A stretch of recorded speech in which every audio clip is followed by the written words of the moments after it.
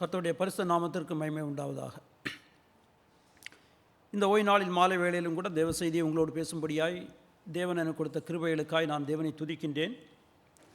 உங்கள் அனைவருக்கும் என்னுடைய அன்பின் நல்வாழ்த்துதலை இந்த மாலை வேளையில் நான் தெரிவித்துக் கொள்கின்றேன். நாம் இந்த 2026 ஆண்டு 4 மாதங்களை நாம் கடந்து இந்த 5வது மாதத்துக்குள்ளாக நாம் வந்திருக்கின்றோம்.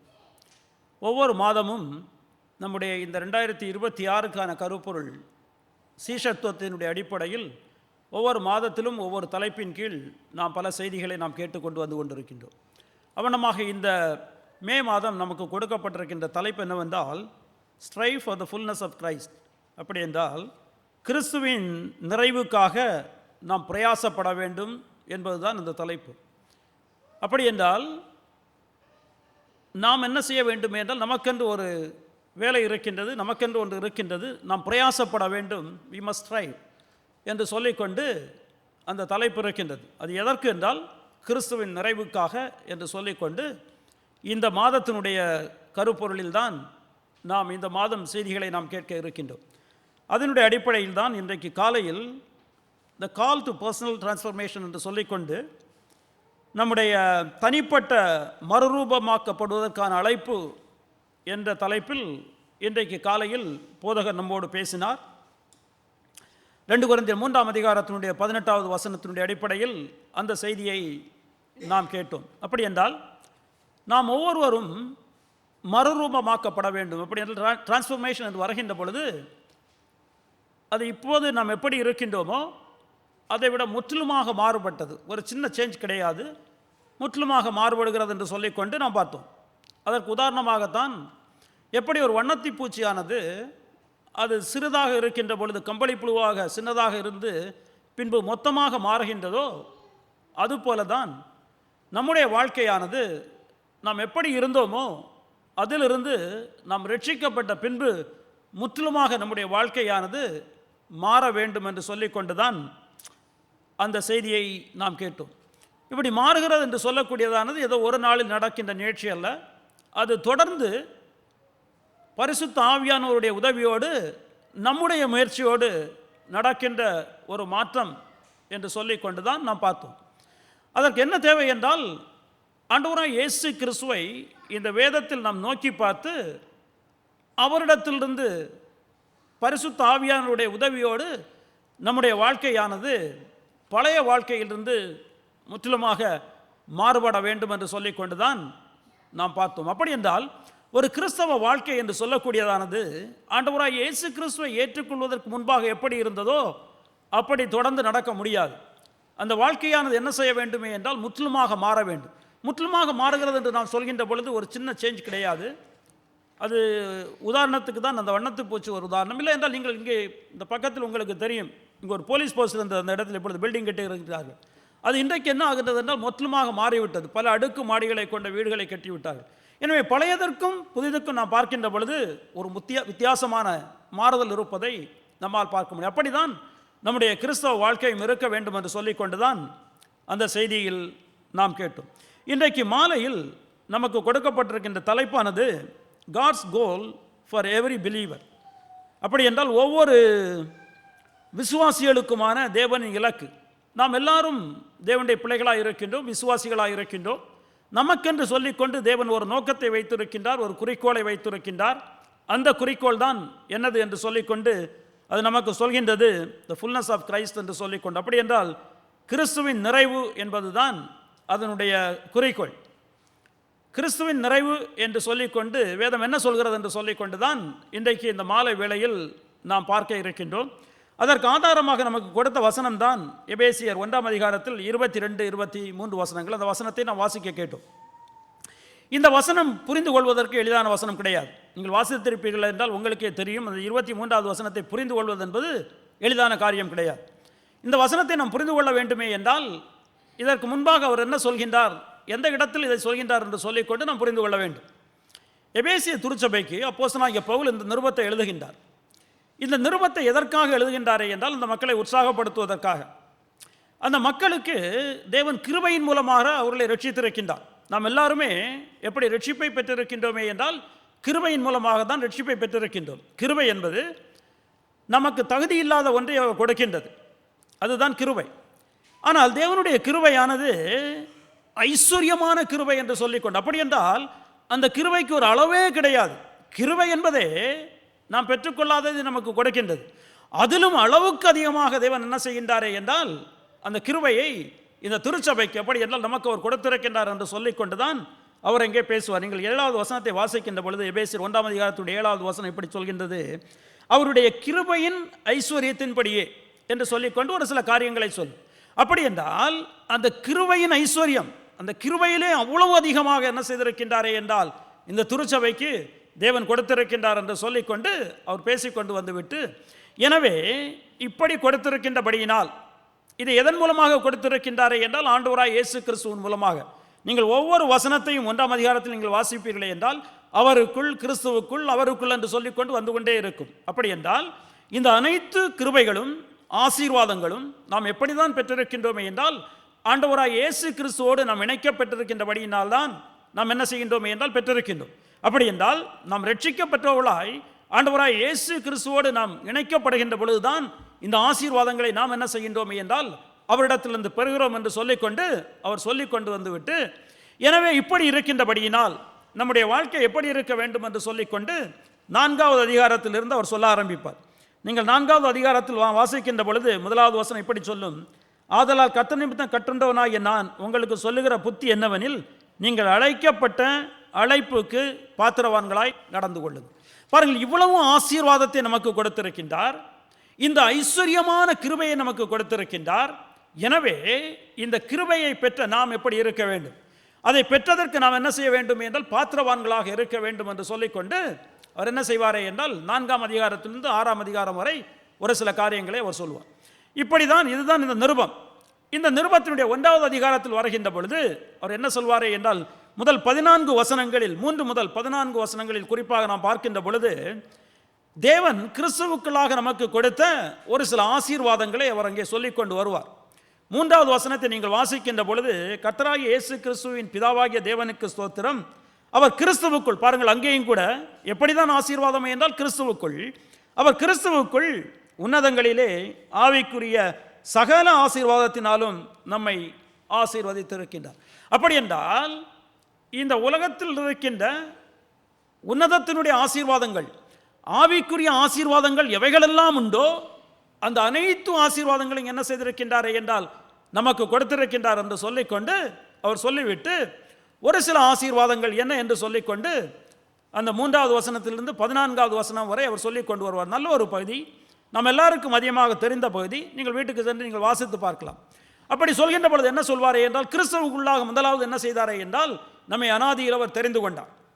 இந்த உலகம் தோற்றுவிப்பதற்கு முன்பே, நாம் எல்லாரும் பிறப்பதற்கு முன்பே அனாதியிலே தன்னுடைய தீர்மானத்தில் அவர் என்ன செய்கின்றாரே என்றால் நம்மை அவர் தெரிந்து கொள்கின்றார். இது கிறிஸ்துவுக்குள்ளாக கிருபையின் மூலமாக என்று சொல்லிக்கொண்டு அவர் சொல்லுவார். அடுத்து என்ன செய்கின்றாரே என்றால் நம்மை முன்குறிக்கின்றார். நாம் ரட்சிக்கப்பட வேண்டும் என்பதற்காக நம்மை இந்த உலகத் தோற்றத்திற்கு முன்பே அவர் கிறிஸ்துவுக்குள்ளாக என்ன செய்கின்றாரே என்றால் முன்குறிக்கின்றார் என்று சொல்லிவிட்டு பின்பு நம்மை என்ன செய்திருக்கின்றாரே என்றால் நம்மை அவர் புத்திர சுவிகாரதாக எடுத்துக்கொண்டிருக்கின்றார். நம்மை அவருடைய பிள்ளையாக தத்தெடுத்திருக்கின்றார். இந்த உலகத்தில் பிறக்கின்ற நாம் எல்லாருமே ஆதாமுடைய சந்ததியில் நாம் வருகின்றோம். ஆதாமுக்குள்ளாக நாம் பாவத்தில் நாம் பிறக்கின்றோம். பிசாசு நமக்கு தேவனாக இருந்து கொண்டிருக்கின்றான். பிசாசினுடைய செய்கைகளுக்கு அவனுடைய சித்தத்தை நாம் செய்கின்றவர்களாக இருக்கின்றோம். அவனுடைய குடும்பத்தினுடைய உறுப்பினர்களாய் நாம் இருந்து கொண்டிருக்கின்றோம். நம்ம என்ன செய்கின்றாரே என்றால் அவர் கிருபையின் மூலமாக, இந்த கிருபையின் ஐஸ்வர்யத்தின் மூலமாக தனக்கு சொந்த பிள்ளையாக அவர் என்ன செய்கின்றாரே என்றால் தத்தெடுக்கின்றார் என்று சொல்லிக்கொண்டு பாருங்கள் என்ன ஆசீர்வாதம். நாம் யாருடைய பிள்ளையாக இருக்கின்றோமே என்றால் பிசாசுனுடைய பிள்ளையாக இருக்கின்றோம். அவனுடைய சித்தத்தை நாம் செய்து கொண்டிருக்கின்றோம். அப்படி பாவத்தில் வாழ்ந்து கொண்டிருக்கின்றோம். நாம் செய்வது பாவம் என்று தெரியாமலே வாழ்ந்து கொண்டிருக்கின்றோம். ஆனால் அந்த நேரத்தில் நம்மை அவருடைய குடும்பத்தினுடைய உறுப்பினராக, அவருடைய பிள்ளையாக என்ன செய்கின்றாரே என்றால் அவர் நம்மை தத்தெடுக்கின்றார், நம்மை புத்திர சுவிகாரம் கொடுக்கின்றார். எனவே தான் நாம் அவரை அப்பா என்று சொல்லிக்கொண்டு நாம் அவரிடத்தில் ஜெபிக்க முடியும், அவருடைய சமூகத்தில் வர முடியும். இது எதன் மூலமாக? கிருபையின் மூலமாக, கிறிஸ்துவுக்குள்ளாக. அது மாத்திரமல்ல, கிறிஸ்துவுக்குள்ளாக என்ன செய்கின்றாரே என்றால் நம்முடைய பாவங்களை மன்னிக்கின்றார். நம்ம எவ்வளவோ பாவம் நம்முடைய வாழ்க்கையில் நாம் செய்திருக்கின்றோம். ஒவ்வொரு நாளும் நாம் பாவம் செய்து கொண்டு வருகின்றோம். நியாயப்பிரமாணத்தை மீறுகின்றது பாவம். பாருங்கள், எவ்வளவோ பாவங்களை நாம் செய்கின்ற அந்த பாவங்களை எல்லாவற்றையும் என்ன செய்திருக்கின்றாரே என்றால் கிறிஸ்துவுக்குள்ளாக நம்முடைய பாவங்களை எல்லாம் அவர் மன்னித்திருக்கின்றார். நம்முடைய பாவங்களை அவர் நினைக்கப் போவதே கிடையாது. கிழக்குக்கும் மேற்குக்கும் எவ்வளவு தூரமோ அவ்வளவு தூரமாய் நம்முடைய பாவங்களை நம்மை விட்டு விலக்கி இருக்கின்றார். எனவே நம்முடைய பாவங்களை கிறிஸ்துவுக்குள்ளாக மன்னித்திருக்கின்றார். நமக்கு மீட்பை கொடுத்திருக்கின்றார். நாம் பாவத்துக்கு அடிமைகளாக இருந்தோம், நாம் சாபத்துக்கு அடிமைகளாக இருந்து கொண்டிருந்தோம். ஆனால் அவைகளிலிருந்து நமக்கு என்ன செய்திருக்கின்றாரே என்றால் நமக்கு அவர் மீட்பை கொடுத்திருக்கின்றார் என்று சொல்லிக்கொண்டு நாம் பார்க்கின்றோம். மீட்பை கொடுத்தது மாத்திரம் கிடையாது, நமக்கு ஒரு சுதந்திரத்தை அவர் வைத்திருக்கின்றார். சுதந்திரம் என்று நாம் பார்க்கின்ற பொழுது பரம்பரை சொத்து என்று சொல்லிக்கொண்டு நாம் பார்க்கின்றோம். இன்ஹெரிட்டன்ஸ் என்று சொல்லிக்கொண்டு ஆங்கிலத்தில் இருக்கும். பாருங்கள், நாம் யோசித்து பார்க்க முடியாத ஒரு சொத்தை இலவசமாக சொத்தின் பரம்பரை சொத்து என்று வருகின்ற பொழுது நம்முடைய பெற்றோரிடத்திலிருந்து நமக்கு வருகின்றது. அவ்வண்ணமாக நமக்கு என்ன செய்திருக்கின்றாரே என்றால் ஒரு நிச்சயத்தை, பரலோகத்தை, நமக்கு பல ஆசீர்வாதங்களை கிறிஸ்துவுக்குள்ளாக என்ன செய்திருக்கின்றாரே என்றால் கொடுத்திருக்கின்றார். அது மாத்திரமல்ல, நீங்கள் அந்த 13 அந்த வசனங்களை வாசிப்பீர்களே என்றால் பரிசுத்த ஆவியானவரை நமக்கு என்ன செய்திருக்கின்றாரே என்றால் கொடுத்திருக்கின்றார். அவருடைய பிள்ளையாக இருக்கின்ற நாம் ஒவ்வொருவருக்கும் பரிசுத்த ஆவியானவரை அச்சாரமாக கொடுத்திருக்கின்றார் என்று சொல்லிக்கொண்டு, டவுன் பேமெண்ட் என்று சொல்லிக்கொண்டு, அப்படி என்றால் அட்வான்ஸாக. எதற்கு என்றால் நாம் ஒரு நாள் இந்த ரட்சிப்பினுடைய அனுபவத்திற்குள்ளாக முழுமையாக ரட்சிக்கப்பட்டு அவருடைய சமூகத்தில் நாம் இருப்போம் என்பதற்கு அடையாளமாக பரிசுத்த ஆவியானவரை என்ன செய்திருக்கின்றாரே என்றால் நமக்கு கொடுத்திருக்கின்றார் என்று சொல்லிக்கொண்டு, இந்த முதல் 3 முதல் 14 வசனங்களில் ஒரு சில ஆசீர்வாதங்களை, நமக்கு இருக்கின்ற ஆசீர்வாதங்களை அவர் அங்கு வரையிட்டு கொண்டே வருவார். வந்துவிட்டு இப்பொழுது 15வது வசனத்திலிருந்து இந்த 22வது வசனம் வரைக்கும் என்ன செய்வார் என்றால் அவர் ஜெபிப்பார். 23 வரைக்கும் அவர் ஜெபிப்பார் இந்த மக்களுக்காக. எனவே இப்படி இருக்கின்றபடியினால் நான் தேவனிடத்தில் வேண்டிக் கொள்கின்றேன். எதற்காக வேண்டிக் கொள்கின்றேன் என்றால் நீங்கள் தேவனை அறிகின்ற அறிவில் நீங்கள் வளர வேண்டும். தேவன் இவ்வளவு ஆசீர்வாதங்களை உங்களுக்கு கொடுத்திருக்கின்றார். எனவே நீங்கள் அவரை அறிகின்ற அறிவில் வளர வேண்டும். அவர் யார் என்பதை நீங்கள் உணர்ந்து கொள்ள வேண்டும்.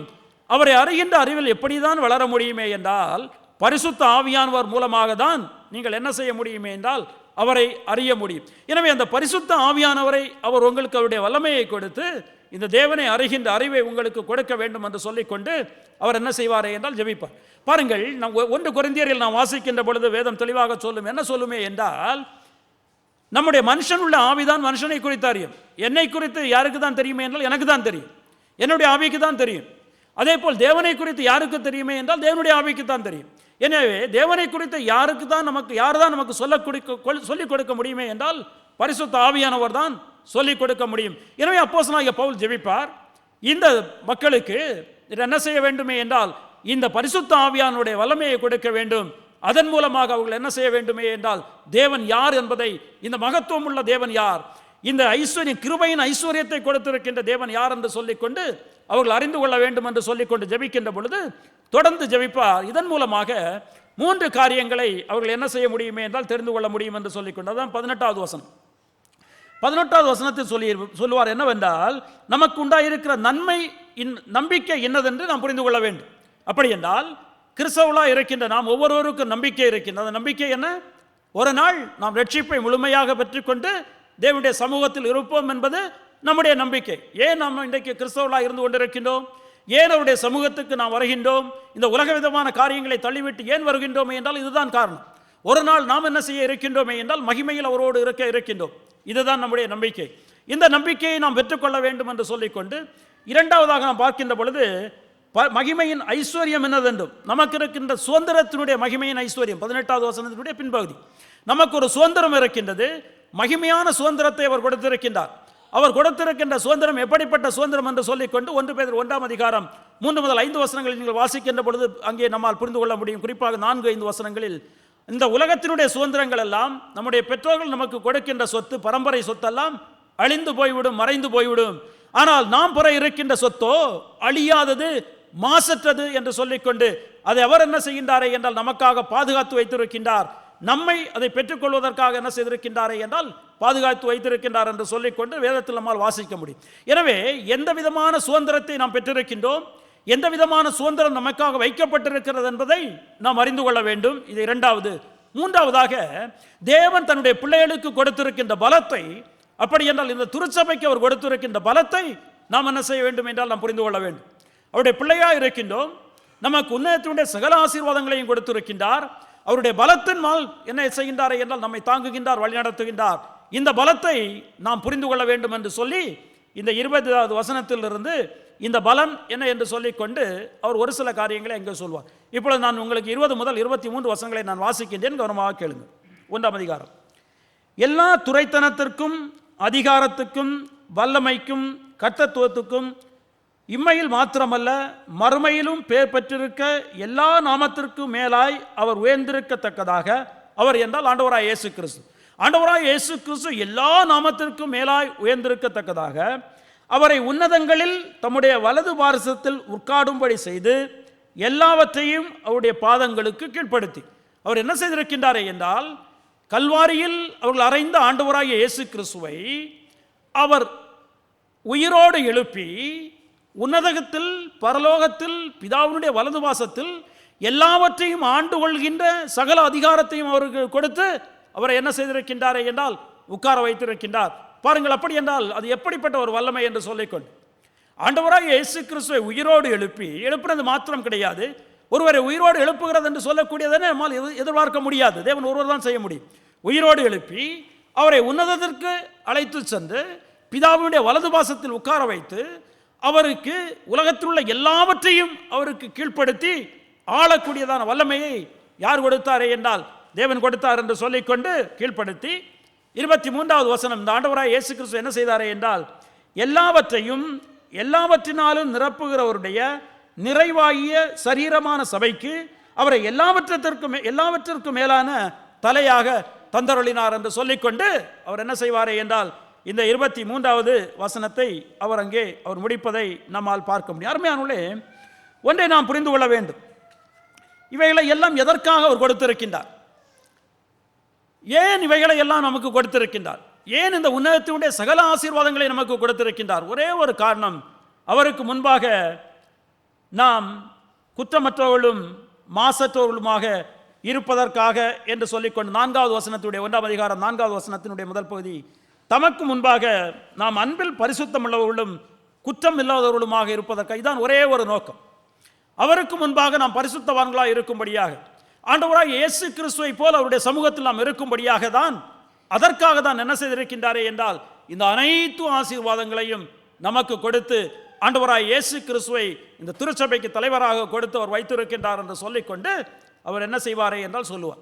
இப்பொழுது இந்த 23வது வசனத்திலிருந்து இன்றைக்கு 3 காரியங்களை உங்களோடு நான் பேசி நான் கடந்து செல்ல விரும்புகின்றேன். பாருங்கள், 23வது வசனத்தை ஒரு முறை கூட நான் வாசிக்கின்றேன். எல்லாவற்றையும் எல்லாவற்றினாலும் நிரப்புகிறவருடைய நிறைவாகிய சரீரமான சபைக்கு அவரை எல்லாவற்றிற்கும் மேலான தலையாக தந்தருளினார் என்று சொல்லிக்கொண்டு நான் வாசிக்கிறேன். என்னுடைய முதலாவது கருத்து என்னவென்றால், கிறிஸ்து சபைக்கு தலையாக இருக்கிறார் என்பது என்னுடைய முதலாவது கருத்து. Christ is the head of the church என்று சொல்லிக்கொண்டு பாருங்கள், அந்த வசனம் சொல்கின்றது, நிறைவாகிய சரீரமான சபைக்கு அவரை எல்லாவற்றிற்கும் மேலான தலையாக தந்தருளினார் என்று சொல்லி. அப்படி என்றால் சபை என்று வருகின்ற பொழுது அது சரீரமாக இருக்கின்றது. அந்த சரீரத்துக்கு தலையாக யாரை கொடுத்தாரே என்றால் கிறிஸ்துவை கொடுத்தார் என்று சொல்லிக்கொண்டு அந்த வசனத்தில் அப்போஸ்தலனாகிய பவுல் என்ன செய்கின்றாரே என்றால் அவர் சொல்கின்றார். பாருங்கள், சபை என்று வருகின்ற பொழுது நமக்கு நன்றாக தெரியும், சபை என்பது இந்த கட்டணம் கிடையாது, இங்கு இருக்கின்ற மக்களுடைய கூட்டம். நான் தான் என்னவென்றால் நாம் சபையாக இருக்கின்றோம். எனவே நமக்கு அவர் கிறிஸ்துவை என்ன செய்திருக்கின்றாரே என்றால் தலையாக கொடுத்திருக்கின்றார் என்று சொல்லிக்கொண்டு நாம் இந்த வேதத்தில் என்ன செய்கின்றோம் என்றால் வாசிக்கிறோம். தலை என்று வருகின்ற பொழுது பாருங்கள், உயிருள்ள பிராணிகளுக்கு தலை இருக்கும். அதே போல் நீங்கள் ஒரு நிறுவனத்தை எடுத்துக்கொள்வீர்கள் என்றால் அந்த நிறுவனத்தில் ஒரு தலை இருப்பார். அப்படி என்ற ஹெட் ஆஃப் த ஆர்கனைசேஷன் என்று சொல்லிக்கொண்டு சொல்லுவார், அந்த நிறுவனத்தினுடைய தலைவர் என்று சொல்லிக்கொண்டு. இந்த 2 விதங்களில் இந்த தலை என்பது உபயோகிக்கப்படுவதை நம்மால் பார்க்க முடியும். ஒன்று, உயிருள்ள பிராணிகளுக்கு. இப்பொழுது நாமெல்லாம் உயிருள்ளவர்கள், நமக்கு தலை இருக்கின்றது. அதே போல் உயிருள்ள எல்லாவற்றிற்கும் தலை இருப்பதை நம்மால் பார்க்க முடியும். இதை தான் வேதத்தில் நம்மால் பார்க்க முடியும். இந்த ஒரு சரீரமாக இந்த சபையை நாம் எடுத்துக்கொள்வோமே என்றால், நாம் ஒவ்வொருவரும் எப்படியாக இருக்கின்றோமே என்றால், இந்த சபையினுடைய ஒவ்வொரு அங்கத்தினராக நாம் இருக்கின்றோம். இந்த சரீரத்தினுடைய ஒவ்வொரு அங்கத்தினராக நாம் இருந்து கொண்டிருக்கின்றோம்.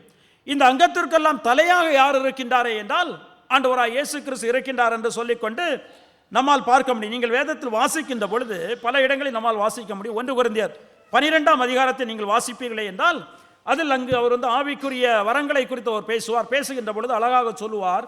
1 கொரிந்தியர் 12ஆம் அதிகாரத்தினுடைய ஒரு வசனத்தை நான் உங்களுக்கு வாசிக்கின்றேன். 12வது வசனத்தை நான் உங்களுக்கு வாசிக்கின்றேன். 1 கொரிந்தியர் 12இல் 12வது வசனம் இப்படி சொல்கின்றது, எப்படியெனில் சரீரம் ஒன்று, அதற்கு அவயவங்கள் அநேகம், ஒரே சரீரத்தின் அவயவங்கள் எல்லாம் அநேகமாயிருந்தும் சரீரம் ஒன்றாயிருக்கிறது, அந்த பிரகாரமாய் கிறிஸ்துவும் இருக்கிறார் என்று சொல்லிக்கொண்டு நாம் வாசிக்கணும். பாருங்கள், இந்த சரீரத்துக்கு அநேகமான அவயவங்கள், நாம் கை இருக்கின்றது, கால் இருக்கின்றது, கண் இருக்கின்றது, எவ்வளோ அவயவங்கள் இருக்கின்றது.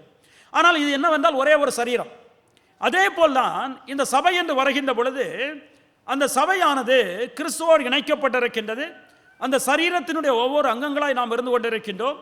கிறிஸ்து யாராக இருக்கின்றாரே என்றால் அந்த சரீரத்திற்கு அவர் தலையாக இருக்கின்றார் என்று சொல்லிக்கொண்டு நாம் வாசிக்கின்றோம். அதே அதிகாரத்தில் 1 கொரிந்தியர் 12:27 நாம் வாசிக்கின்ற பொழுது, நீங்களே கிறிஸ்துவின் சரீரமாயும் தனித்தனியே அவயவங்களும் இருக்கிறீர்கள் என்று சொல்லிக்கொண்டு நாம் வாசிக்க. அப்படி என்றால் நாம் எப்படி இருக்கின்றோம் என்றால் நாம் ஒவ்வொருவரும் ஒவ்வொரு அவயவங்களாக நாம் இருக்கின்றோம் என்று சொல்லிக்கொண்டு நாம் புரிந்து கொள்ள வேண்டும். பாருங்கள், அப்படி என்றால் நாம் கிறிஸ்துவோடு இணைக்கப்பட்டிருக்கின்றோம். நமக்கென்று சொல்லிக்கொண்டு ஒரு தனியான வாழ்வு கிடையாது, தனியான ஜீவன் கிடையாது. உதாரணத்தை வைத்துக் கொள்ளுங்கள், நான் என்னுடைய கையை நான் வெட்டி விடுவேனே என்றால், ஒரு விரலை வெட்டி விடுவேனே என்றால், அதற்கு பின்பு இந்த சரீரத்திலிருந்து அது பிரிக்கப்படுகின்ற பொழுது அதற்கென்று தனியாக உயிர் இருக்கிறதா என்றால் கிடையாது. அது திரும்ப அவை என்ன செய்து விடுமே என்றால் அழுகி போய்விடும். ஆனால் எதுவரைக்கும் தான் உயிர் இருக்குமே என்றால், இந்த சரீரமானது இந்த உடம்போடு இருக்கின்ற பொழுது தான் என்ன செய்யுமே என்றால் உயிர் இருக்கும். அதே போல் தான் நாம் ஒவ்வொருவரும் அருமையானவர்களே, நமக்கு எப்பொழுதுதான் ஜீவன் இருக்கின்றது என்றால், ஜீவன் என்றால் நித்திய ஜீவன், நமக்கு எப்பொழுதுதான் நித்திய ஜீவன் இருக்குமே என்றால் நம் ஆண்டவராகிய இயேசு கிறிஸ்துவோடு இணைக்கப்பட்டிருக்கின்ற பொழுது.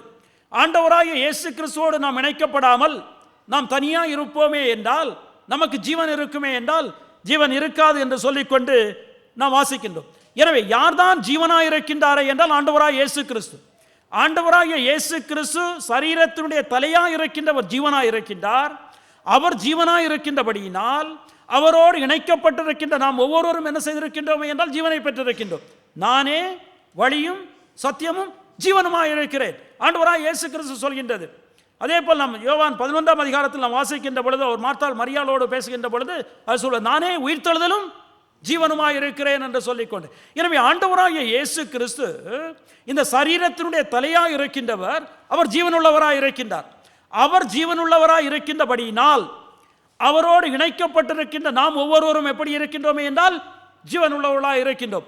1 யோவான் 5ஆம் அதிகாரத்தை நீங்கள் வாசிப்பீர்களே என்றால் 12வது வசனம் சொல்லும், குமாரனை உடையவன் ஜீவனை உடையவன், குமாரன் இல்லாதவன் ஜீவன் இல்லாதவன். யார் ஒருவர் கிறிஸ்துவோடு இணைக்கப்படவில்லையோ அவனுக்கு ஜீவன் கிடையாது. ஒருவேளை இந்த உலகத்தினுடைய உயிர் அவனுக்கு இருக்கலாம், சரீரத்தினுடைய உயிர் இருக்கலாம், ஆனால் அவனுக்கு நித்திய ஜீவன் கிடையாது.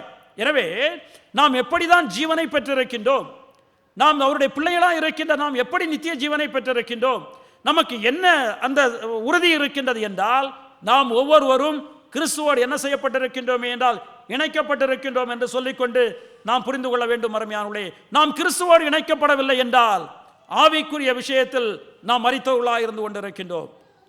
இதே எபேசியர் 2ஆம் அதிகாரத்தை நீங்கள் வாசிப்பீர்களே என்றால் 1வது வசனம் சொல்கின்றது, அக்கிரமங்களினாலும் பாவங்களினாலும் மரித்தவர்களாக இருந்த உங்களை உயிர்ப்பித்தார். பாருங்கள், நாம் ஆண்டவராய் இயேசு கிறிஸ்துவை ஏற்றுக்கொள்வதற்கு முன்பாக நாம் எப்படிப்பட்டவர்களாக இருந்தோமே என்றால் ஆவிக்குரிய விஷயத்தில் நாம் மரித்தவர்களாக இருந்தோம்.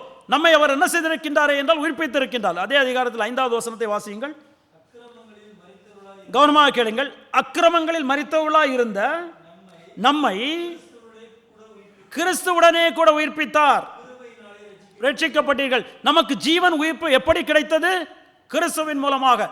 நாம் கிறிஸ்துவோடு இணைக்கப்பட்டபடியினால் தான் நாம் இன்றைக்கு என்ன செய்கின்றோமே என்றால் ஜீவனை பெற்றவர்களாய் நித்திய ஜீவனை பெற்றிருக்கின்றோம் என்ற உறுதியோடு நாம் என்ன செய்கின்றோமே என்றால் இருக்கின்றோம் என்று சொல்லிக்கொண்டு நாம் புரிந்து கொள்ள வேண்டும். அருமையானவர்களே, கொலோசியர் 3ஆம் அதிகாரத்தினுடைய 2, 3, 4 வசனங்களை நீங்கள் வாசிக்கின்ற பொழுதும் நம்மால் புரிந்து கொள்ள முடியும். இப்பொழுது நீங்கள் வாசிக்க வேண்டாம், நீங்கள் வீட்டுக்கு சென்று நீங்கள் வாசித்து பார்க்க. எனவே ஒன்றை நாம் புரிந்து கொள்ள வேண்டும். இன்றைக்கு நமக்கு ஜீவன் இருக்கிறது என்றால் ஏன் இருக்கிறது என்றால் ஜீவனாக இருக்கின்ற கிறிஸ்துவோடு நாம் இணைக்கப்பட்டிருக்கின்றபடியினால் அவர் இந்த சரீரத்துக்கு தலையாக இருக்கின்றார். நாம் அந்த சரீரத்தோடு ஒரு அவயவங்களாக இருக்கின்றபடியினால் தான் நாம் என்ன செய்கின்றோம் என்றால் ஜீவனுடையவர்களாய் ஜீவனை பெற்றவர்களாக இருக்கின்றோம். அது மாத்திரமல்ல, நமக்கு ஆவிக்குரிய வளர்ச்சி எதனால் இருக்கிறது என்றால் நாம் கிறிஸ்துவோடு இணைக்கப்பட்டிருக்கின்றபடியினால். நாம் கிறிஸ்துவோடு இணைக்கப்படவில்லை என்றால் நமக்கு ஆவிக்குரிய வளர்ச்சி நமக்கு இருக்குமே என்றால் ஆவிக்குரிய வளர்ச்சி நமக்கு இருக்காது என்று சொல்லிக்கொண்டு நாம் பார்க்கின்றோம். நீங்கள் இங்கே வாசிக்கின்ற பொழுது கூட எபேசியர் 5ஆம் அதிகாரத்தை வாசிப்போமே என்றால் 29வது வசனத்தை வாசிக்கின்ற பொழுது 5:29 நான் உங்களுக்கு வாசிக்கின்றேன். தன் சொந்த மாமிசத்தை பகைத்தவன் ஒருவனும் இல்லையே, கர்த்தர் சபையை போஷித்து காப்பாற்றுகிறது போல் ஒவ்வொருவனும் தன் மாமிசத்தை போஷித்து காப்பாற்றுகிறார். நாம் வளருவதற்கு நாம் என்ன செய்ய வேண்டும்? நாம் உணவு உண்ண வேண்டும்.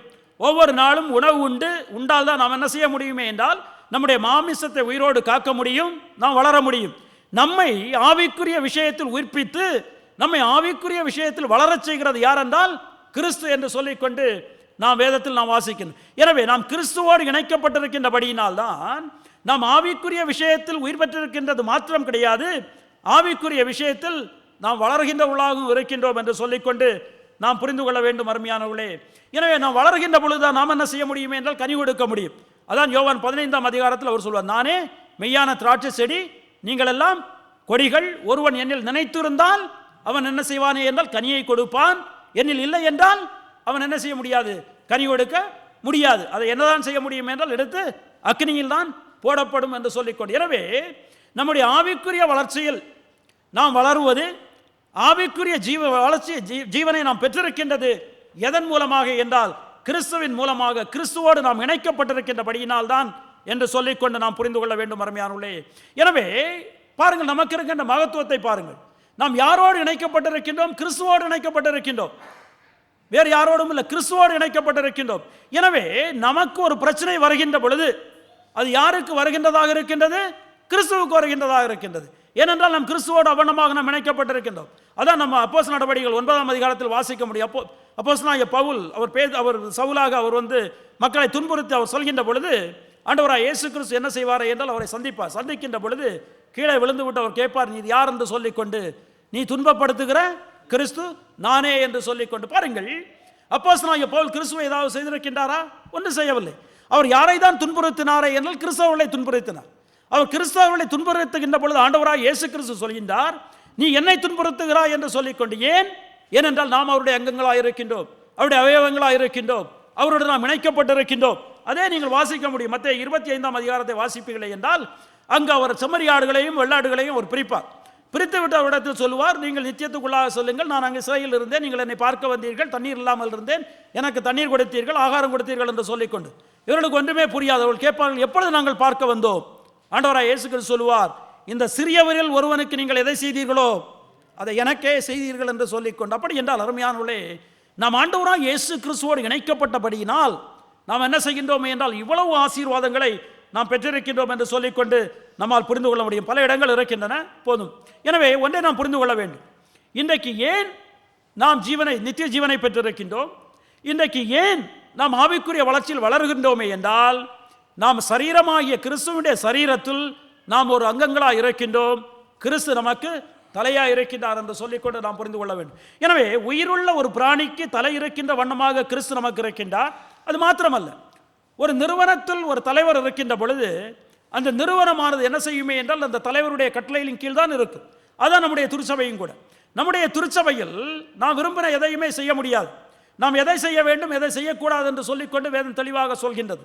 ஆண்டவராய் இயேசு கிறிஸ்து கூட நீங்கள் வெளிப்படுத்தல் 2ஆம் அதிகாரம் 3ஆம் அதிகாரத்தை வாசிப்பீர்களே என்றால் அவர் 7 சபைகளை குறித்து அங்கு பேசுவார். அந்த சபைகளை சொல்லிவிட்டு என்ன சொல்வாரே என்றால், நான் உன்னை கவனித்திருக்கின்றேன், உன்னிடத்தில் இந்த பிரச்சனை இருக்கின்றது, நீ இவைகளை சரியாய் செய்திருக்கின்றாய், உன்னிடத்தில் இவைகளில் குறை இருக்கின்றது, அந்த குறையை நீ என்ன செய், நீ நீக்கிவிடு, இல்லை என்றால் நான் என்ன செய்வேனே என்றால் உன்னை தூக்கி எறிந்து விடுவேன் என்று சொல்லிக்கொண்டு. ஏன் சொல்கின்றாரே என்றால் கிறிஸ்து சபை ஒரு ஆர்கனைசேஷன், ஒரு நிறுவனமாக இருக்கின்ற சபைக்கு அவர் தலையாக இருக்கின்றார். எப்படி ஒரு சரீரமாக இருக்கின்ற சபைக்கு, எப்படி உயிருள்ள ஒரு சரீரத்திற்கு அவர் தலையாக இருக்கின்றாரோ அதே போல் சபை என்கிற நிறுவனத்திற்கு கூட அவர் என்ன செய்கின்றாரே என்றால் தலைவராக இருக்கின்றார், தலையாக இருக்கின்றார் என்று சொல்லிக்கொண்டு நாம் புரிந்து கொள்ள வேண்டும். எனவே தான் சபை என்று வருகின்ற பொழுது நாம் எப்படி அவரை ஆராதிக்க வேண்டும், என்றைக்கு நாம் ஆராதிக்க வேண்டும், எவனமாக நாம் செய்ய வேண்டும், என்ன செய்யலாம் செய்யக்கூடாது என்பதை ஆண்டவராய் இயேசு கிறிஸ்து என்ன செய்திருக்கின்றாரே என்றால் நமக்கு கொடுத்திருக்கின்றார் என்று சொல்லிக்கொண்டு நான் புரிந்து கொள்ள. எனவே என்னுடைய முதலாவது கருத்தை நான் முடிக்கின்றேன். இந்த வசனம் நமக்கு என்ன சொல்கிறது என்றால், ஆண்டவராகிய இயேசு கிறிஸ்து சரீரமாகிய சபைக்கு ஆண்டவராகிய இயேசு கிறிஸ்து தலையாக இருக்கின்றார். அப்படி என்றால் நீங்களும் நானும் இன்றைக்கு நித்திய ஜீவனை பெற்றிருக்கின்றது, நீங்களும் நானும் இன்றைக்கு ஆவிக்குரிய வளர்ச்சியில் இந்த உலகத்தில் வளர்வது எதன் மூலமாக என்றால் ஒரே ஒரு காரணம், ஆண்டவராய் இயேசு கிறிஸ்துவோடு நாம் இணைக்கப்பட்டிருக்கின்றபடியினால், அவரோடு இணைக்கப்பட்டிருக்கின்றபடியினால் அவர் நமக்கு நித்திய ஜீவனை கொடுத்திருக்கின்றார். ஆவிக்குரிய வளர்ச்சியில் வளர்வதற்கு நமக்கு எல்லா விதமான காரியங்களையும் அவர் என்ன செய்திருக்கின்றாரே என்றால் நமக்கு கொடுத்திருக்கின்றார் என்று சொல்லிக்கொண்டு நாம் புரிந்து கொள்ள வேண்டும். இரண்டாவதாக, கிறிஸ்து சபையை நிரப்புகின்றவராக இருக்கின்றார். Christ is filling the church. அது என்னுடைய இரண்டாவது பொருள். பாருங்கள், அந்த வசனத்தை வாசிக்கின்ற பொழுது எல்லாவற்றையும் எல்லாவற்றினாலும் நிரப்புகிறவருடைய நிறைவாய சரீரமான சபை, அந்த சபையை என்ன செய்கின்றாரே என்றால் அவர் நிரப்புகின்றார், நிறைவாக்குகின்றார் என்று சொல்லிக்கொண்டு நாம் புரிந்து கொள்ள வேண்டும். அதாவது நாம் பார்க்கின்ற பொழுது church is the fullness of Christ என்று சொல்லிக்கொண்டு சொல்வார்கள். சபை என்பது கிறிஸ்துவனுடைய நிறைவாக இருக்கிறது என்று சொல்லிக்கொண்டு, அப்படி என்றால் என்ன பொருள்?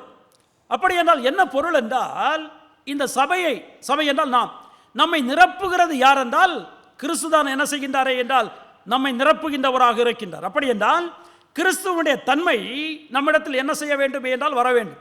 கிறிஸ்துவனுடைய தன்மை நம்மிடத்தில் வருகின்ற பொழுது நம்முடைய தன்மை மாறி, நம்முடைய தன்மை எப்படி மாறுமே என்றால் கிறிஸ்துவனுடைய தன்மையாக மாறும். பாருங்கள், உதாரணத்துக்கு நான் சொல்கின்றேன்.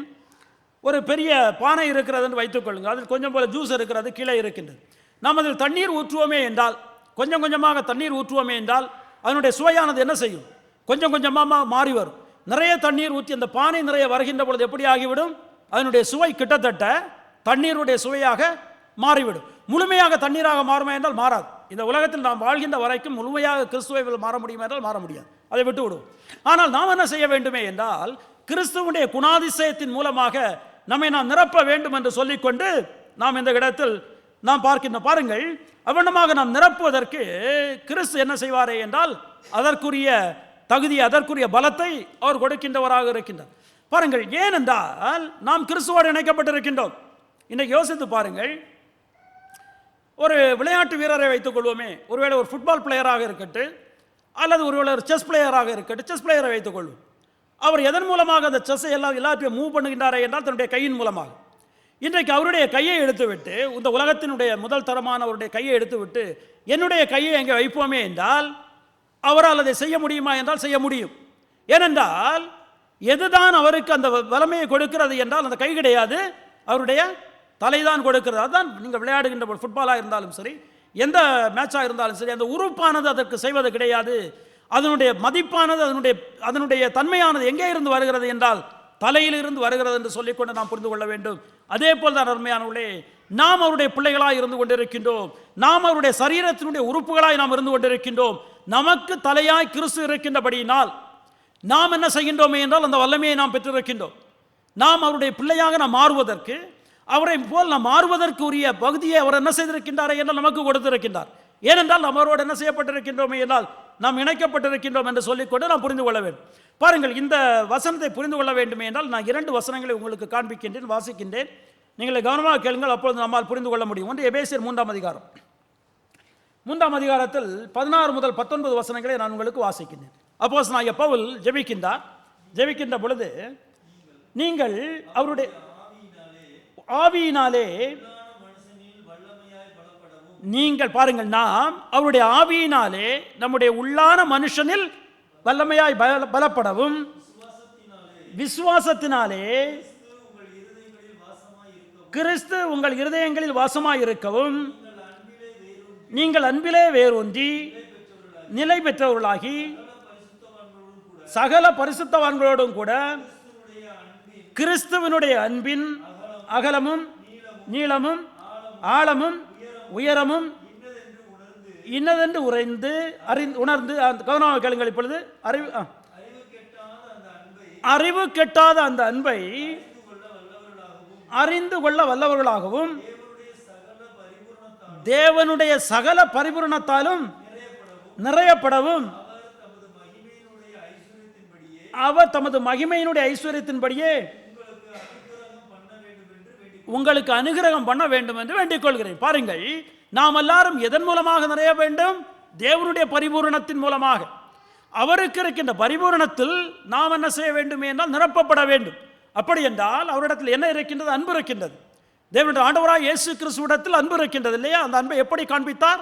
நாம் பாவிகளாய் இருக்கையில் கிறிஸ்து நமக்காக மரித்ததினாலே நம்மேல் வைத்த அன்பை அவர் காண்பித்தார். எனவே இந்த பரிபூர்ண அன்பு யாரிடத்தில் இருக்கின்றது என்றால் கிறிஸ்துவிடத்தில் இருக்கின்றது.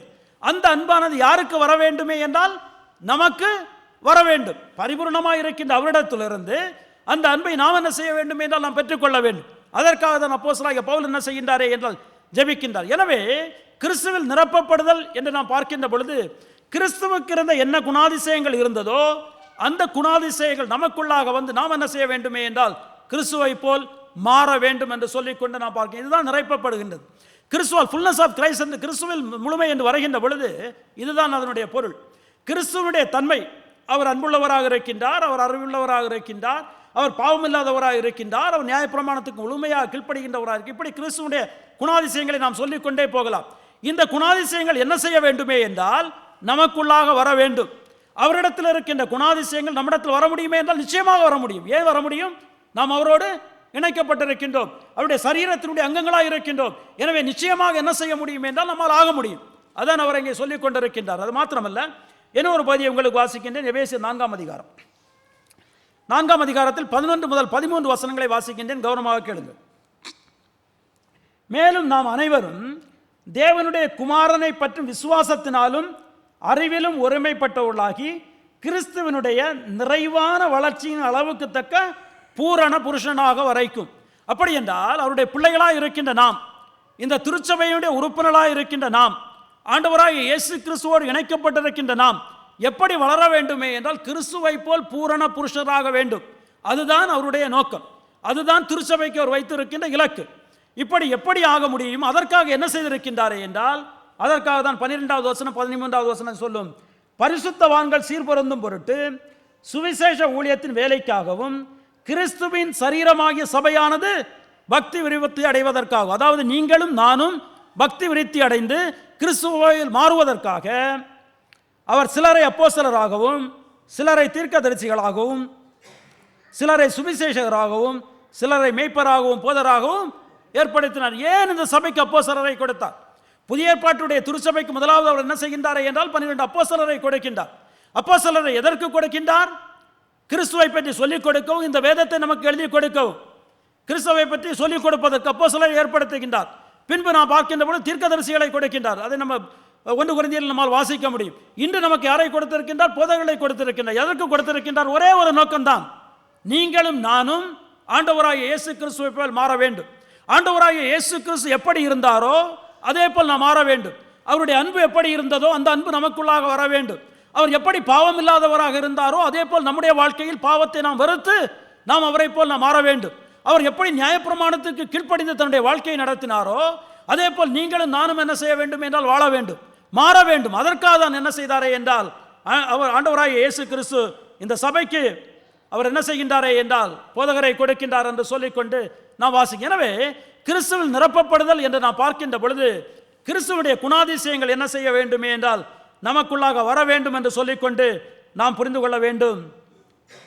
இப்பொழுது எப்படி நம்மளிடத்தில் கேள்வி வரலாம், அது எப்படி நமக்கு அது ஆகும், எப்படி இது ஆகும்? ஏனென்றால் கிறிஸ்துவை நாம் பார்க்கின்ற பொழுது கிறிஸ்துவிடத்தில் என்ன இருக்கின்றது என்றால் தெய்வத்துவத்தினுடைய பரிபூரணம் எல்லாம் அவருக்குள் பரிபூரணமாக இருக்கின்றது. நீங்கள் கொலோசியர் 2ஆம் அதிகாரத்தினுடைய 9வது வசனத்தை வாசிப்பீர்களே என்றால் கொலோசியர் 2ஆம் அதிகாரத்தினுடைய 9வது வசனம் நான் வாசிக்கின்றேன். ஏனென்றால் தேவத்துவத்தின் பரிபூரணம் எல்லாம் சரீர பிரகாரமாக அவருக்குள் வாசமாய் இருக்கிறது. அப்படி என்றால் தேவனுடைய குணாதிசயங்கள் எல்லாம் யாருக்கு இருக்கிறது என்றால் ஆண்டவராய் இயேசு கிறிஸ்துவுக்கு இருக்கின்றது. அவருடைய பரிபூர்ணம் எல்லாம் அப்படி என்றால் அன்பு என்று நாம் வருகின்ற பொழுது அளவற்ற அன்பாக இருக்கின்றது. அவருடைய கிருபை என்று வருகின்ற பொழுது அளவே இல்லாத கிருபையாக இருக்கின்றது. எனவே இவைகளெல்லாம் யாருக்குள்ளாக இருக்கிறது என்றால் ஆண்டவராகிய இயேசு கிறிஸ்துவுக்குள்ளாக இருக்கிறது என்று சொல்லிக்கொண்டு நாம் வாசிக்கின்றோம். இதை தான் கொலோசியர் 1ஆம் அதிகாரத்தில் நம்மால் வாசிக்கும். எனவே ஆண்டவராகிய இயேசு கிறிஸ்துவிடத்தில் வேண்டுமென்றால் பாவத்தை வைத்துக்கொள்வோம், பரிபூரணத்தை வைத்துக்கொள்வோம், அல்லது அவருடைய ஹோலினஸை நாம் வைத்துக்கொள்வோம். பாருங்கள், அவரிடத்தில் இந்த தன்மையை நாம் பார்க்கின்ற பொழுது அவரிடத்தில் ஏதாவது பாவம் இருந்தது என்றால் பாவமே கிடையாது, எந்த ஒரு பாவம் கிடையாது. பரிசுத்தம் உள்ளவராய் ஆண்டவராய் இயேசு கிறிஸ்து இருந்து கொண்டிருக்கின்றார். அவருடைய பரிசுத்தத்திற்கு எல்லையே கிடையாது, அப்படி இருந்து கொண்டிருக்கின்றார். நாம் எப்படி இருந்து கொண்டிருக்கின்றோம்? நம்மிடத்தில் பாவம் ஏராளம் உண்டு இல்லையா? நாம் எல்லாரும் ஏராளமான பாவங்களை நாம் செய்து கொண்டிருக்கின்றோம். அல்ல, நியாயப்பிரமாணத்தை எடுத்துக்கொள்வோம். ஆண்டவராய் இயேசு கிறிஸ்து நியாயப்பிரமாணத்தை எங்கேயாவது மீறி இருக்கின்றாரா? ஒரு இடத்திலும் மீறினது கிடையாது. அவரிடத்தில் நான் ஒரு பாவத்தையும் காணோம் என்று சொல்லிக்கொண்டு நாம் வாசிக்கின்றோம். எனவே நாம் அப்படி இருக்கின்றோம். நாம் பாவத்தை மீறுகின்றோம் இல்லையா? நாம் ஏராளமான பாவம் செய்கின்றவர்களாக இருக்கின்றோம். நியாயப்பிரமாணத்தை நாம் மீறுகின்றோம். பாருங்கள், அவர் பரிபூரணராக இருக்கின்றார், நம்மிடத்தில் அந்த பரிபூர்ணம் கிடையாது. ஆனால் நாம் ஆண்டவராகிய இயேசு கிறிஸ்துவோடு இணைக்கப்பட்டிருக்கின்றபடியினால், நாம் அவருடைய சரீரத்தினுடைய அங்கங்களாக இருக்கின்றபடியினால், அவர் எப்படி இருந்தாரோ அப்படி நம்மால் என்ன செய்ய முடியுமே என்றால் மாற முடியும் என்று சொல்லிக்கொண்டு நாம் பார்க்கின்றோம். ஆண்டவராகிய இயேசு கிறிஸ்து என்ன செய்கின்றார் என்றால் அந்த வரத்தை, அந்த பாக்கியத்தை நமக்கு அவர் கொடுத்திருக்கின்றார் என்று சொல்லிக்கொண்டு நாம் புரிந்து கொள்ள வேண்டும். அருமையானவர்களே, இது எங்கே ஆரம்பிக்கின்றது என்றால் நம்முடைய ரட்சிப்பில் ஆரம்பிக்கின்றது. நாம் என்றைக்கு ஆண்டவராகிய இயேசு கிறிஸ்துவை நாம் ஏற்றுக்கொள்கின்றோமோ, சொந்த ரட்சகராக ஏற்றுக்கொள்கின்றோமோ, அன்றைக்கு நாம் என்ன செய்கின்றோம்? ஆண்டவராகிய இயேசு கிறிஸ்துவோடு நாம் இணைக்கப்படுகின்றோம். அவருடைய சரீரத்தினுடைய ஒரு அங்கங்கமாக நாம் மாறுகின்றோம்.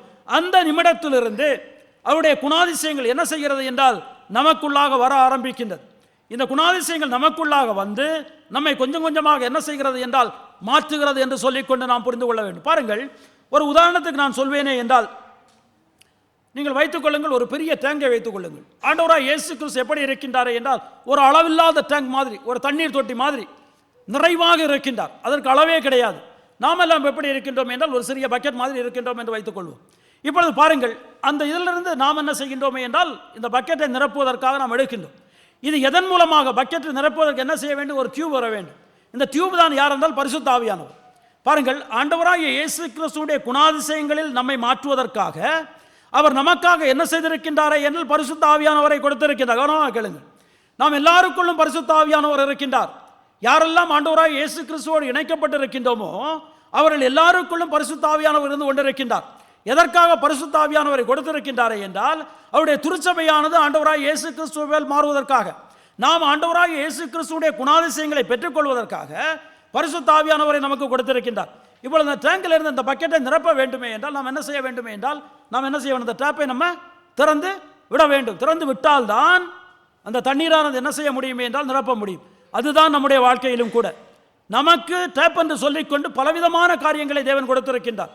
ஒன்று திருச்சபையை கொடுத்திருக்கின்றார், ஆராதனையை கொடுத்திருக்கின்றார், ஜெபத்தை கொடுத்திருக்கின்றார், அவருடைய வார்த்தையை நமக்கு கொடுத்திருக்கின்றார், அவருடைய வார்த்தையை தியானிக்கின்ற பாக்கியத்தை கொடுத்திருக்கின்றார். இப்படி ஏராளமான காரியங்களை நமக்கு கொடுத்திருக்கின்றார். இவைகளை நாம் உபயோகப்படுத்துகின்ற பொழுது நம்மை அவர் என்ன செய்கின்றாரே என்றால் அவருடைய வல்லமையினால், அவருடைய குணாதிசயத்தின் மூலமாக கிறிஸ்து நம்மில் என்ன செய்கின்றாரே என்றால் நிறைகின்றார் என்று சொல்லிக்கொண்டு நாம் புரிந்து கொள்ள வேண்டும். அருமையானவர்களே, தான் அவர் இங்கே சொல்கின்றார். பாருங்கள், பரிசுத்த ஆவியானவர் வேலை நமக்கு செய்கின்றார். பரிசுத்த ஆவியானவர் நமக்கு என்ன செய்தார்? நீங்கள் யோவான் 14ஆம் அதிகாரத்தில் வாசிக்கலாம், 16ஆம் அதிகாரத்தில் வாசிக்கலாம். என்னுடைய நேரம் ஆகிவிட்டது, எனவே நீங்கள் வீட்டுக்கு சென்று நீங்கள் வாசித்து பாருங்கள் அவர் என்ன செய்கிறார் என்று சொல்லிக்கொண்டு. பரிசுத்த ஆவியானவர் நம்மை தேவனோடு அவர் இணைத்திருக்கின்றார். 1 கொரிந்தியர் 12 நம்மால் வாசிக்க முடியும். எனவே நாம் ஒவ்வொருவரும் கிறிஸ்துவால் நிரப்பப்படுகின்றவர்களாக இருக்கின்றோம். நாம் மறந்தே போகக்கூடாது. அதற்கு நமக்கு ஒரு பெரிய வேலை இருக்கின்றது. அவர் கொடுத்திருக்கின்ற இந்த வழிகளை நாம் உபயோகப்படுத்தினால் ஒளி அது நடக்காது. நாம் எப்படி டேப்பை திறந்தால் ஒளி அந்த பக்கெட்டு நிறையாதோ, அதே போல் இந்த வழிமுறைகளை நாம் உபயோகிக்கவில்லை என்றால் நாம் அவரை போல் மாற முடியாது. எனவே நாம் மாறுவதற்காக பரிசுத்த ஆவியானவரை கொடுத்து, இந்த சபையை நமக்கு கொடுத்து, சபையின் போதகரை கொடுத்து, பலவிதமான முறைகளை கொடுத்து கிறிஸ்து என்ன தேவன் என்ன செய்திருக்கின்றாரே என்றால் நமக்காக கொடுத்திருக்கின்றார் என்று சொல்லிக்கொண்டு நாம் புரிந்து கொள்ள வேண்டும் அருமையானவர்களே. எனவே நாம் கிறிஸ்து நம்முடைய சரீரத்தினுடைய தலையாக இருப்பது மாத்திரம் கிடையாது, அவர் நம்மை நிரப்புகின்றவராக இருக்கின்றார் என்று சொல்லிக்கொண்டு நாம் பார்க்கின்ற. மூன்றாவதாக சுருக்கமாக கிறிஸ்து என்ன செய்கின்றாரே என்றால் சபையை உபயோகித்து அவர் எல்லாவற்றையும் நிரப்புகின்றவராக இருக்கின்றார். Christ is using the church to fill all. நீங்கள் அந்த வசனத்தை வாசிக்கின்ற பொழுது எபேசியர் 1:23 வசனம் பாருங்கள். ஒருத்தர் முறை கூட வாசிக்கின்றேன், ஏனென்றால் எத்தனை முறை வாசித்தாலும் அது புரிந்து கொள்வது கொஞ்சம் கஷ்டமான விஷயம். எல்லாவற்றையும் எல்லாவற்றினாலும் நிரப்புகிறவருடைய நிறைவாகிய சரீரமான சபைக்கு அவரை எல்லாவற்றிற்கும் மேலாக தலையாக தந்தருளினார். தேவன் என்ன செய்கின்றாரே என்றால் எல்லாவற்றையும் நிரப்புகின்றவராக இருக்கின்றார். எதன் மூலமாக நிரப்புகின்றாரே என்றால் சபையின் மூலமாக நிரப்புகின்றார் என்று சொல்லிக்கொண்டு நாம் புரிந்து கொள்ள வேண்டும் அருமையானவர்களே. தேவன் நினைத்திருந்தால் எல்லாவற்றையும் அவரால் செய்ய முடியும், ஆனால் அவருடைய தீர்மானம் கிடையாது. இப்பொழுது பாருங்கள், இந்த சபையானது கிறிஸ்துவை போல் மாற வேண்டும்.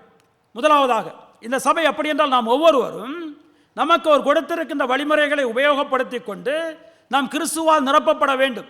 நாம் கிறிஸ்துவால் நிரப்பப்படுகின்ற பொழுது நம்முடைய வாழ்க்கையானது எப்படி மாறுமே என்றால் கிறிஸ்துவை போல் மாறும். அந்த வாழ்க்கையை யார் பார்க்க முடியுமே என்றால் வெளியில் இருக்க ஆட்கள் பார்க்க முடியும். பாருங்கள், இப்பொழுது ஒரு பலூனை எடுத்துக்கொள்வோம். ஒரு பலூனில் காற்று இருக்கிறதா இல்லையா என்பது நமக்கு எளிதாக தெரியுமா என்றால் எளிதாக தெரியும் இல்லையா? அதில் கொஞ்சம் காற்று இருந்தால் எப்படி இருக்கும் என்பது தெரியும், நிறைய காற்று இருந்தால் எப்படி இருக்கும் என்பது. அதான் கிறிஸ்தவ வாழ்க்கையும் கூட. நம்முடைய வாழ்க்கையை பார்த்த மக்கள் நாம் கிறிஸ்துவுக்குள்ளாக வந்து கிறிஸ்துவை போல் மாறுகின்றதை அவர்களால் என்ன செய்ய முடியும் என்றால் பார்க்க முடியும். எனவே தான் கிறிஸ்தவ வாழ்க்கையானது எப்படி இருக்க வேண்டுமே என்றால், கிறிஸ்தவ வாழ்க்கையானது எப்படி ஆண்டவராகிய இயேசு கிறிஸ்து தேவனை பிரதிநிதித்துவம் செய்தாரோ, எப்படி பிரதிபலித்தாரோ, அதே போல் கிறிஸ்தவனுடைய வாழ்க்கை, நம்முடைய வாழ்க்கை யாரை பிரதிபலிக்க வேண்டுமே என்றால் கிறிஸ்துவை பிரதிபலிக்கிறதாக இருக்க வேண்டும். எனவே தான் மத்தேயுவில் நீங்கள் வாசிக்கின்ற பொழுது நாம் உலகத்திற்கு உப்பாக இருக்கின்றோம், நாம் உலகத்திற்கு நாம் வெளிச்சமாக இருக்கிறோம் என்று சொல்லிக்கொண்டு, உப்பு இருக்கிறதா இல்லையா தெரியுமா? நிச்சயமாக தெரியும். அதே போல் இருளில் வெளிச்சம் இருக்கிறதா இல்லையா தெரியுமா? தெரியும். அதே போல் தான் நம்முடைய கிறிஸ்தவனுடைய வாழ்க்கை, நம்முடைய ஒவ்வொருடைய வாழ்க்கையும் எப்படி இருக்க வேண்டுமே என்றால் கிறிஸ்துவை பிரதிபலிக்கின்ற வாழ்க்கையாக இருக்க வேண்டும் என்று சொல்லிக்கொண்டு நாம் பார்க்கிறோம். எனவே தான் கிறிஸ்துவை நமக்கு ராஜாவாக கொடுத்து, தலையாக கொடுத்து, அவரை பிரதிபலிக்கின்ற அவயவங்களாக நம்ம என்ன செய்திருக்கின்றாரே என்றால் மாற்றி இருக்கின்றார். எனவே தான் வேதத்தில் நாம் வாசிக்கின்ற பொழுது நாம் ஒவ்வொருவரும் ஸ்தானாதிபதிகளாக இருக்கிறோம் என்று சொல்லிக்கொண்டு, அம்பாசிடர்ஸ் என்று சொல்லிக்கொண்டு ஆங்கிலத்தில் பார்ப்போம். அம்பாசிடர் என்றால் தூதர் என்று சொல்லிக்கொண்டு நாம் பார்க்கணும். இந்த சிங்கப்பூருடைய தூதர் மலேசியாவில் இருப்பாரே என்றால் அவர் யாரை பிரதிநிதித்துவம் செய்வார், யாரை ரிஃப்ளெக்ட் பண்ணுவார்? சிங்கப்பூர் கவர்மெண்ட் இல்லையா? அதே போல் தான் நாமும் கூட, நாம் கிறிஸ்துவுக்கு ஸ்தானாதிபதிகளாக இருக்கிறோமே என்றால் நாம் அவரை பிரதிநிதித்துவம் செய்கின்றவர்களாக இருக்க வேண்டும். அப்படி என்றால் நம்முடைய வாழ்க்கையை பார்க்கின்ற மக்கள் இவன் உண்மையில் வேறுபட்டவன், இவன் கிறிஸ்தவன் என்று சொல்லிக்கொண்டவர்கள் புரிந்து கொள்ள வேண்டும். அது முதலாவதாக. இரண்டாவதாக நாம் பார்க்கின்ற பொழுது நாம் எப்படி நிரப்ப வேண்டுமே என்றால், நமக்கென்று ஒரு கட்டளையை கொடுத்திருக்கின்ற மத்திய 28ஆம் அதிகாரத்தினுடைய 18 முதல் 20 வசனங்களில் நமக்கு நன்றாக தெரிந்த பகுதி, நீங்கள் உலகம் என்று சென்று நீங்கள் என்ன செய்ய வேண்டும் என்றால் எல்லாரையும் சீஷராக்கி பிதா குமாரன் பரிசுத்த ஆவியின் நாமத்தின் மூலமாக அவர்களுக்கு நீங்கள் ஞானஸ்நானம் கொடுத்து நான் உங்களுக்கு கற்றுக் கொடுத்த அனைத்தையும் அவர்களுக்கு நீங்கள் கற்றுக் கொடுங்கள் என்று சொல்லிக்கொண்டு, எனவே எல்லாவற்றையும் எல்லாவற்றாலும் நிரப்புகின்றவர் அவர்.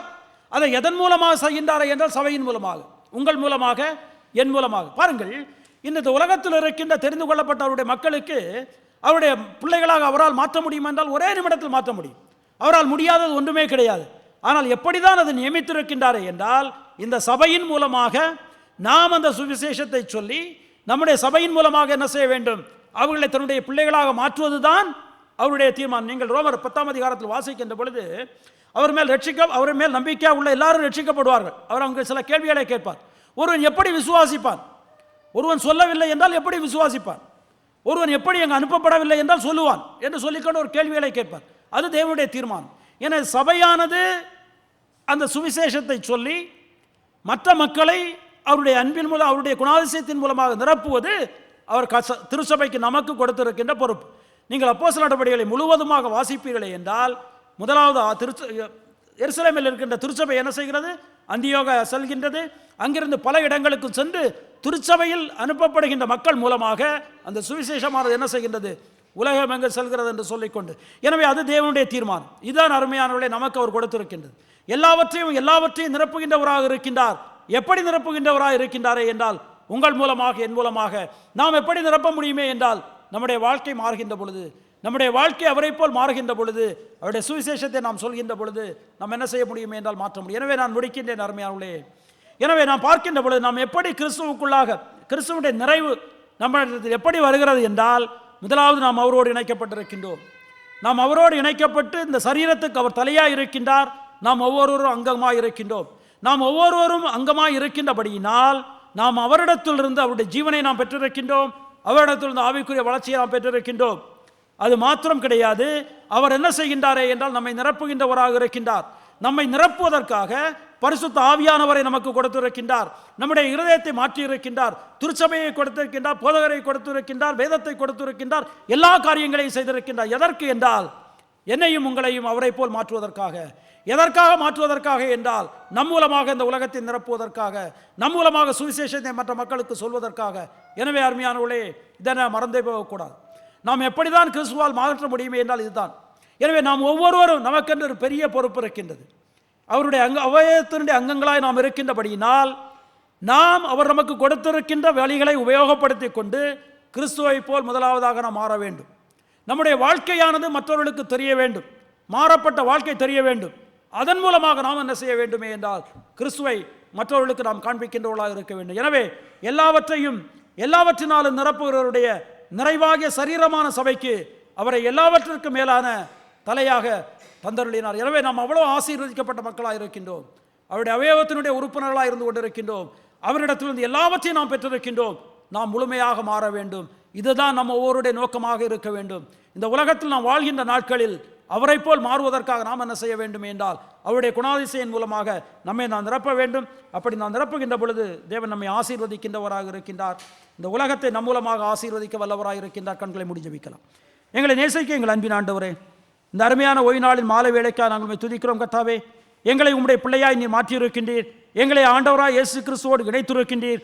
அதன் மூலமாக எங்களுக்கு நித்திய ஜீவனை கொடுத்திருக்கின்றீர். ஆவிக்குரிய வளர்ச்சியில் எங்களுக்கு வளர்ச்சியை கொடுத்திருக்கின்றீர். எங்களுக்கு பரிசுத்த ஆவியானவரை கொடுத்திருக்கின்றீர். உன்னதத்தினுடைய சகல ஆசீர்வாதங்களையும் கொடுத்திருக்கின்றீர். எதற்கு என்றால் நாங்கள் ஆண்டவராய் இயேசு கிறிஸ்துவை போல் மாறுவதற்காக. எனவே நாங்கள் நீர் எங்களுக்கு கொடுத்திருக்கின்ற ஒவ்வொரு வழிகளையும் உபயோகப்படுத்திக் கொண்டு நாங்கள் ஆண்டவராய் இயேசு கிறிஸ்துவை போல் மாறவும், அது மாத்திரமல்ல எங்களுடைய வாழ்க்கை பிரகாசிக்கின்ற வாழ்க்கையாக இருக்கவும், அதன் மூலமாக உம்முடைய சுவிசேஷத்தை மற்ற மக்களுக்கு சொல்வதற்கு தாமே கிருபை கொடுத்து வளர்த்த வேண்டுமாறு ஜெபிக்கிறோம். எங்களே உம்முடைய சமூகத்தில் தாழ்த்தி ஒப்படைத்து ஜெபிக்கிறோம். மீட்பரின் நாமத்தில் ஜெபிக்கிறோம் எங்கள் அன்பின் பிதாவே, ஆமேன்.